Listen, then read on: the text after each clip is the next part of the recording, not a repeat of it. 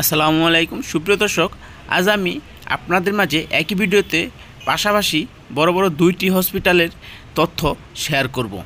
আপনারা দেখতে পাচ্ছেন ডেল্টা মেডিকেল কলেজ অ্যান্ড হাসপাতাল, এবং এই ডেল্টা মেডিকেল কলেজ হাসপাতালের পাশেই রয়েছে ন্যাশনাল হার্ট ফাউন্ডেশন হাসপাতাল ও রিসার্চ সেন্টার। তবে এটি মেইন শাখা নয়। মেইন শাখা হলো মিরপুর 2 ন্যাশনাল হার্ট ফাউন্ডেশন হাসপাতাল। ডেল্টা মেডিকেল কলেজ হাসপাতালটি এটি একটি বেসরকারি মেডিকেল কলেজ হাসপাতাল। এটি মিরপুর 1 দারুস সালাম রুটে অবস্থিত।